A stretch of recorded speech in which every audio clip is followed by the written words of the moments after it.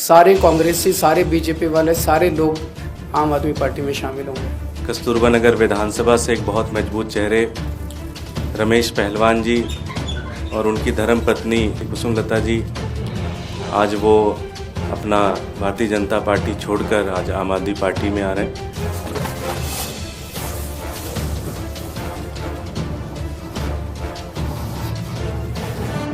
नमस्कार साथियों, आज आम आदमी पार्टी के लिए बड़ा खुशी का दिन है। आज आम आदमी पार्टी में नई दिल्ली लोकसभा से एक बहुत ही मजबूत चेहरे, कस्तूरबा नगर विधानसभा से एक बहुत मजबूत चेहरे रमेश पहलवान जी और उनकी धर्मपत्नी कुसुमलता जी पिछले 2 बार से लगातार काउंसलर रही हैं। भारतीय जनता पार्टी के विभिन्न पदों पर उनको जिम्मेदारी मिली है। आज वो अपना भारतीय जनता पार्टी छोड़कर आज आम आदमी पार्टी में आ रहे हैं। अब मैं हमारे राष्ट्रीय संयोजक अरविंद केजरीवाल जी से विनती करूंगा कि वो हमारा प्रतीक चिन्ह देकर दोनों लोगों को विधिवत रूप से आम आदमी पार्टी में ज्वाइन कराएं।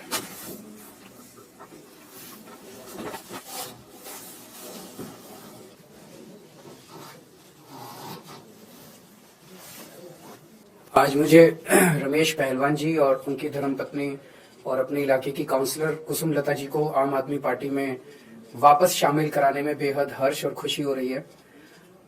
आप लोगों की जानकारी के लिए बता दूं कि 2013 में 2012 नवंबर में हमारी पार्टी बनी थी और 2013 में रमेश पहलवान जी आम आदमी पार्टी में शामिल हुए थे।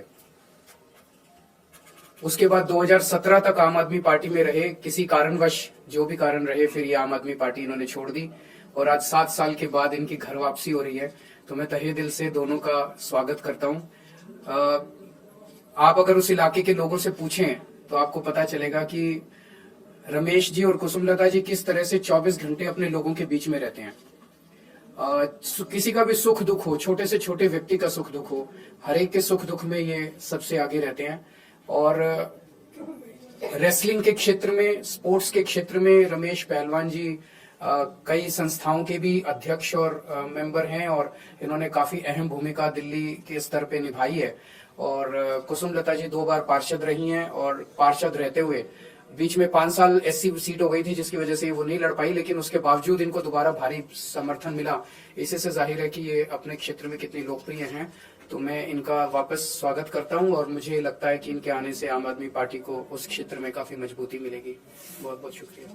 सर, आपने अमित शाह जी को कल चिट्ठी लिखी थी। 2 सवाल मिलूंगा कि आपको उनसे मिलने का समय मिल गया। दूसरा, जिस इंफिल्ट्रेशन को लेकर के आपने उनसे सवाल पूछा था कि बॉर्डर से वो कैसे आते हैं, एजेंडा तक पर अमित शाह ने कहा कि 4% बॉर्डर फेंसिंग है, हम उसे नहीं कर सकते, ये राज्य सरकारों की जिम्मेदारी है, वो इस तरह इंफिल्ट्रेशन न बढ़ने दे या इसको व्यापार न बढ़ने दे। दोनों पर आप पहला क्वेश्चन क्या था?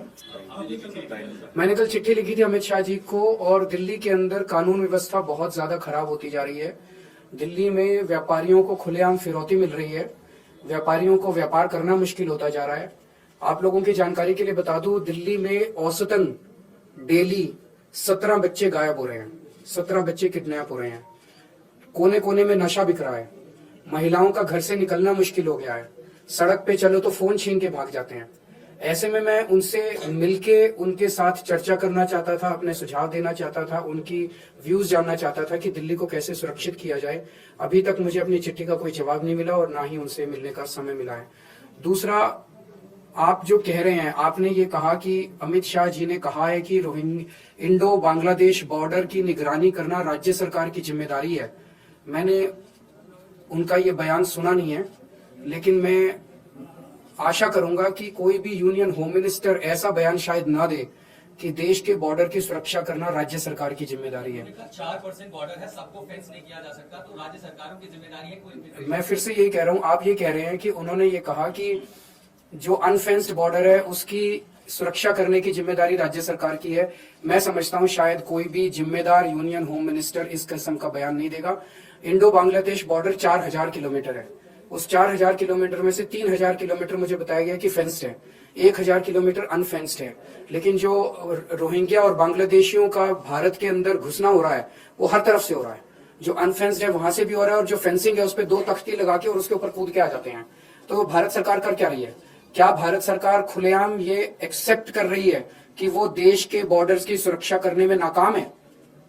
पहली चीज तो ये है कि वो बॉर्डर क्रॉस कैसे कर रहे हैं, और दूसरी चीज बंगाल से या असम से दिल्ली कैसे पहुंच रहे हैं।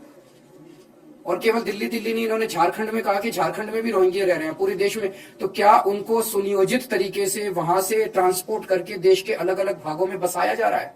अगर बसाया जा रहा है तो इन लोगों को पता है कि कहां बसाया जा रहा है। दिल्ली के अंदर हरदीप पुरी जी ने 2022 में बयान दिया था कि बक्करवाला के ईडब्ल्यूएस फ्लैट्स में रोहिंग्यों को बसाया जाएगा। वो ईडब्ल्यूएस फ्लैट्स क्या दिल्ली के लोगों के नहीं थे? क्या उनके ऊपर अधिकार दिल्ली के लोगों का नहीं है? वो हमने दिल्ली के गरीब लोगों के लिए नहीं बनाए थे वो वाले फ्लैट सरकारों ने। अगर हमारे हक के फ्लैट, हमारे हक के बिजली पानी, हमारे हक के नौकरियां अगर बांग्लादेश से ला लाके इलीगल इमिग्रेंट्स को दिए जाएंगे तो दिल्ली की जनता कहां जाएगी? Thank you.